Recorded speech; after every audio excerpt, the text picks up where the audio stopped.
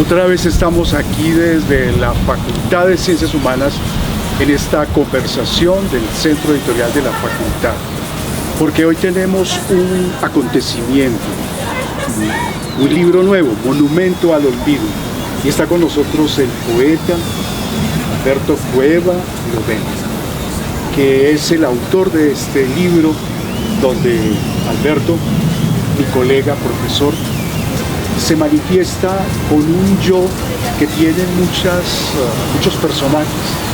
A veces es un yo elegíaco, a veces es un yo que se deleita con el paisaje, a veces es un yo que fustiga, a veces me parece un yo con una actitud ética frente a las normas sociales, pero sobre todo es un poeta, profesor de lengua española, un poeta que vive la belleza del lenguaje.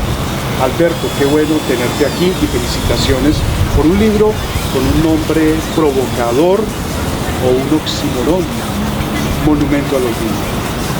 Bueno, gracias, Rubén.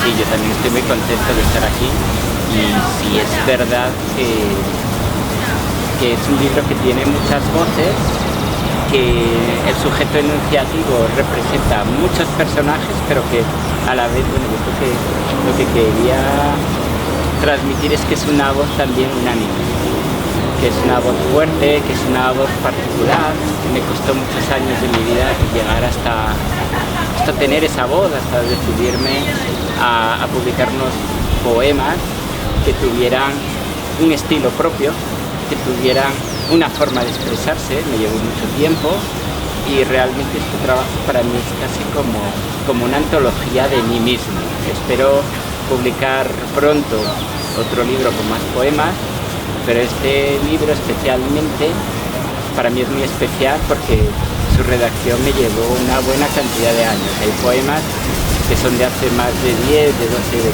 14 años y realmente un esfuerzo muy grande por realizarlo. Es algo más que un mero objeto de consumo. Aquí yo pues un poco dejo lo mejor de mí mismo y ahí expreso toda la visión del mundo, todo lo que puedo ordenar en el intelecto mío, y espero que este libro se divulgue. Tuve un esfuerzo muy grande en su realización, también hubo personas que confiaron en mí para esta publicación y espero que le llegue a una buena cantidad de público y que de alguna manera pues les sirva, lo lean, lo disfruten, reflexionen. Sí, cuando yo leo tus poemas, Alberto, hay por supuesto un nombre, está tu nombre, tu apellido, pero al mismo tiempo hay memorias. Yo tengo la conjetura de muchas etapas de tu vida, pero también hay lugares imaginarios en la geografía, porque son ciudades recuperadas en la poesía. Cartagena, en Colombia, porque también es otro espacio de imágenes, de memoria compartido, que es la lengua española, pero también hay metáforas, el mundo vertido en metáforas, el mundo convertido y huele a estrellas como la aurora sabe a frutas. Eso marca la singularidad de este poema, de este libro de poemas, distintos universos de tu experiencia como ser humano, como poeta. Sí, realmente, bueno, yo sí utilizo metáforas. Hay un momento que no intento usarlas un poco, digamos, vulgarmente como las salen las comidas, no hay que abusar de ellas.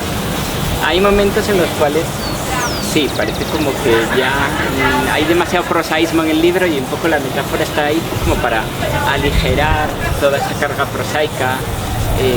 La referencia de lo concreto está ahí, a veces hay que rebajarlo un poco y entonces está ahí, por ejemplo, las muchachas huelen a estrellas, como la aurora sabe a frutas, o por ejemplo en un poema que tengo ahí al final del todo, que es el poema de Circe, que bueno, yo decía, no, es que para escribir el libro hay que escribir un poema sobre la Odisea y hay que escribir el poema sobre Circe. Entonces, claro, es un poema en el cual se intercruza la parte mitológica, la parte académica, eso que se llama la alta cultura, que no es alta cultura, con un poco la experiencia de cada uno, la experiencia de los hombres, de las mujeres en sus relaciones, y hay partes como muy tórridas. Y un poco a veces uno tiene que aligerar todo eso y uno tiene que pensar, bueno, en toda esta parte de las relaciones realmente cualquier persona adulta sabe de qué va eso, se lo imagina. Entonces hay que un poco acotar, hay que resumir y ahí se puede, para mí vale, hacer todas esas metáforas que son un poquito opacas, pero las personas ya reconstruyen la historia. El poeta dirá que son opacas, ¿verdad? Pero no respondiste a mi pregunta. Claro, yo hablé de las metáforas, pero también dije que eras un poeta que vivía, que comunica la experiencia, tu experiencia en muchos lugares, sí. Una experiencia real y una experiencia imaginaria. Así es. Porque además hay un poeta que fustiga y tiene unos recursos, digámoslo, un tanto facultarios, diría yo. Tiempos nefastos, incompatibles con la buena fortuna. O sea, es un tono más prosaico, un tono que no es el objeto, porque hay descripciones. Entonces, eres un poeta que cuenta muchas historias o una sola historia a través de muchas enunciaciones en las que aparecen de distintas maneras. Cuenta muchas historias, todos los poemas tienen muchísimo trasfondo, incluso caben distintas interpretaciones en cada poema, pero realmente el objetivo es unitario, el objetivo es el ser humano.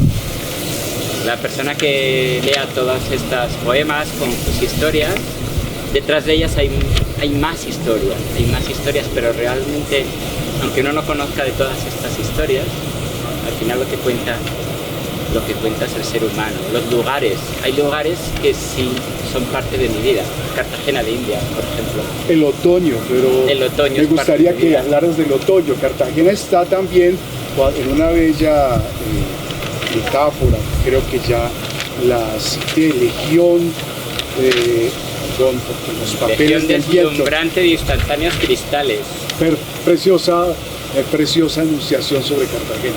Pero hablas del otoño, es decir, porque te mueves entre el tiempo en los trópicos, estamos en Bogotá, en este día luminoso y tanto oscuro para el oxímoron, pero hablas del otoño, una experiencia de otro imaginario. No puedo negar, evidentemente, pues de dónde soy. No sé si los que me ven y me escuchan se lo imaginarán, pero yo no soy de Colombia, yo soy de Asturias, en España, y obviamente son dos mundos que tienen sus diferencias, y en este caso, ¿por qué un poema del otoño? El otoño es una época del año que ha inspirado tantísimos poemas, y yo alguna vez hablando con Rubén, te he confesado que soy coleccionista de poemas sobre el otoño. Entonces hubo un momento que dije yo tengo que aportar el mío, y en el norte de España, que es el paisaje más representativo del otoño, precisamente esos hayedos, esa vegetación ocre que tenemos allá, y bueno, lo voy a leer. Somos cómplices del otoño, el habitante del otoño. Ay, sí, lo conozco. Otoño. Mi acogedor hayedo. Si el paraíso existe, se te parece bastante. Te disfrazas oscureciendo tus hojas en pinceladas ocres que se desprenden y transforman el lecho para que yo pueda descansar, para que escuche el agua entre las rocas, para que yo sienta la serenidad del mundo bajo tus árboles antes de que hiere el invierno. Mi hayedo protector, no hay viento gélido ni escarcha. Yo sé que Belenos, el sabio y radiante, nunca se hizo hombre, se hizo bosque. Y ahora, cuando los rayos del sol aún acarician, yo solo quiero quedarme aquí contigo. Pero también el poeta Alberto Cueva, sí, a mí me parece que tiene una dimensión, un tono ético, no que prescriba, sino que se pone una fisonomía ante la vida, ante los devaneos, ires y venidas, zozobras y acechanzas de la vida. Prudente y astuto ante el dolor. Sé prudente y astuto ante el dolor. A veces me suena aforístico y como si alguien de una gran experiencia le dijera sobre los sórdidos caminos de la vida, mira por acá. Es decir, pero no es algo que se impone. O sea, hay una dimensión ética en tu poesía. Bueno, la ética, ¿qué es la ética? La ética no es la ética, pero no desde el sentido de la moral, de toda esa presunción ridícula de los valores, de esto, del otro. La ética en el sentido de eso que llaman la felicidad, que bueno, hay un poema en el cual prácticamente destrozo el término de la felicidad, que es el de ¿Por qué me gusta de Walking Dead? La ética en el sentido de saber estar en el mundo, de encontrar una armonía, de encontrar el lugar de uno, de saber convivir ante todo y sobre todo con uno mismo. Ese poema del solitario George casi tiene una temática un poco parecida a otro que tengo que se llama Isla de Excepción. Y son dos poemas en los cuales he intentado ponerle rostro a la soledad. La soledad, se ha hablado mucho de ella, se han hecho poemas sobre la soledad, pero empiezan diciendo el término soledad. Y soledad es un término muy abstracto. Y hay que ponerle rostro en la poesía, hay que aterrizarlo en algo concreto. Se volvió una retórica escribiendo la soledad. Pero se quedan con que, no, y la soledad, ¿pero qué es la soledad? ¿Qué es la soledad? Entonces en estos dos poemas lo que intento es ponerle rostro a la soledad.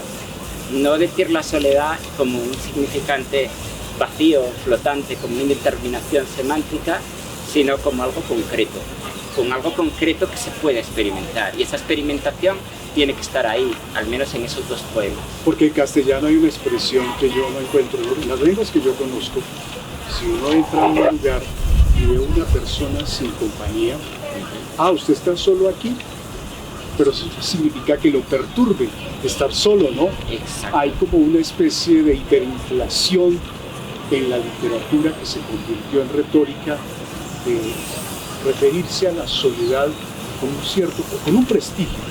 Pero en castellano tenemos de verdad esas expresiones. Sí, yo estoy solo aquí, pero ahora viene. Sí. Que soy unidad, pero no significa aislado. De hecho, en la contraportada tenemos esto de que quizás nunca estamos solos. Quizás nunca estamos solos. Y bueno, y todos sabemos, ¿no? Que podemos estar rodeados de gente, podemos estar en esta ciudad que puede gustar más o menos, pero todos coincidimos en que tiene un tamaño monstruoso, que tiene una cantidad de población enorme, y podemos encontrarnos solos, podemos sentir la soledad. Entonces, sabemos que podemos estar rodeados de personas, y a lo mejor su triste compañía también es otra soledad. Y hay un título, el título de tu libro, el nombre de tu libro, la designación. Tiene una evocación latina para mí. Exegesis monumento, de Horacio. Pero en la tradición latina era ser recordado, no ser olvidado. Y aquí hay un llamamiento, bueno, tiene significados, monumento al olvido. Un monumento es algo que no se deshace. Pero tú hablas monumento al olvido y escribes, la escritura está hecha para perdurar. El papel, en materia que se conserva en las bibliotecas. Un poeta que escribió un libro que ha costado esfuerzo, como has dicho. ¿Por qué monumento al olvido? Bueno, es una historia larga, había que darle un título llamativo, esa es la verdad. Y la verdad es que Monumento al Olvido es el título del poema que está aquí, el libro, que digamos que me parece muy representativo de lo que estuve haciendo. Es un poema que no está hecho para gustarle a la gente. A veces sí parece que el que escribe poesía escribe para agradar a cualquiera. Sería un publicista, ¿no? Como un publicista, como para un político, seducir, ¿no? O para seducir a alguien, no sé, a una posible pareja o lo que sea. Y este poema, sin embargo, no es un poema para seducir, no es un poema para decirle a la gente qué buena persona soy, qué sabio soy, que no. Es un poema donde habla de asuntos que los seres humanos individualmente y también a nivel de colectividad no queremos abordar. Tiene que ver con la muerte, puede tener que ver con nuestra experiencia individual, con los muertos, pero más es con nuestra experiencia colectiva. Y el poema tiene una historia larga, y hubo una escritura previa que no era un poema, sino que era un apartado de mi tesis doctoral. Y digamos que en ese apartado se reflexionaba sobre las colectividades, los países, las naciones, que muchas veces nuestra historia está conformada por una gran cantidad de conflictos y de guerras no declaradas. Y debajo de esas guerras y esos conflictos no declarados hay una gran cantidad de gente que no ha pasado a la historia, que los han metido en fosas comunes, que están ahí, que los han metido debajo de un tapete y que no existen, pero a pesar de que no existen, forman parte de la mala conciencia de un país y de una colectividad. Volvemos al hecho de que yo pertenezco a dos países, a España y a Colombia, y son dos países que tienen una gran cantidad de desapariciones, de fosas comunes, de muertos, y sin embargo altera mucho el sentido de la moral. Fosas comunes.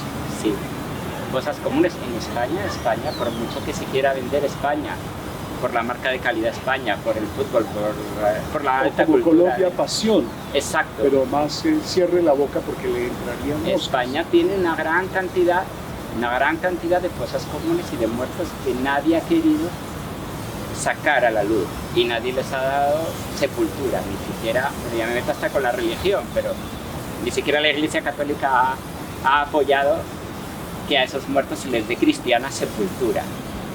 Y volviendo a la poesía con esto, nuestro gran poeta español del siglo XX, ¿quién es? Puede gustar más o puede gustar menos, pero el gran poeta es Federico García Lorca. ¿Dónde está Federico García Lorca? ¿Está en una tumba donde todos lo visitamos? No se sabe dónde está en una fosa común y nadie sabe dónde está. Pero esto es algo propio de las colectividades humanas. Todos tenemos algo que esconder. ¿Y qué pasa con los muertos? Eso se ha dicho en muchos lugares, aquí en este poema también. Lo peor de los muertos es que no los podemos volver a matar. Y nos genera una gran desazón y una gran rabia interior que nunca confesamos. Alberto, Monumento al Olvido es un libro de una polifonía, porque hay muchos acentos. Un acento donde se fustiga, un poema donde el poeta se sumerge en la belleza del otoño, pero también hay poemas con un nombre que contradice el título del poema. Al olvido, monumento, para deshacerse, pero que en el fondo no es tal. Es fustigar, himno a Bogotá, y no es para recordar y cantar, ¿no? Pero Cierto. También tiene contradicciones y puede generar contrariedades.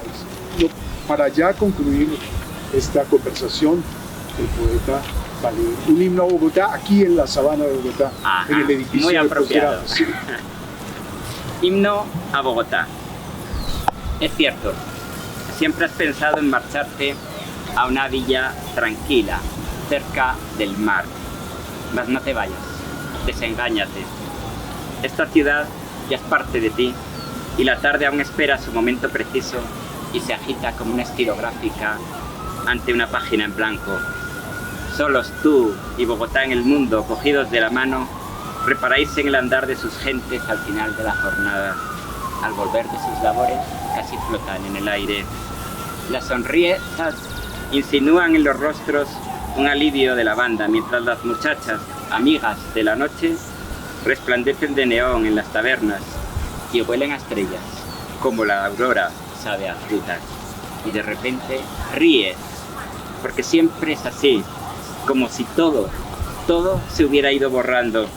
El tráfico, las fachadas inacabadas, los gritos, los desperdicios fétidos e incluso la engreída torre Bacatá, cuando tropiezas con la mirada inesperada de esa persona desconocida que anhelabas desde un verano lejano y quieres celebrar el hallazgo, sientes sed y entras en la tienda de abarrotes, parloteas y escuchas pentirrojos sempiternos y al siseo de las moscas es melodía y bailas ebrio hasta la madrugada, porque al día siguiente será fiesta y otra vez, de nuevo, el púrpura del cielo emergerá como cada día al caer el crepúsculo en los cerros. Alberto Cueva, que acaba de lanzar un hermoso libro, Monumento al Olvido, y aquí en esta conversación en la terraza del edificio de posgrados, desde el Centro Editorial de la Facultad de Ciencias Humanas.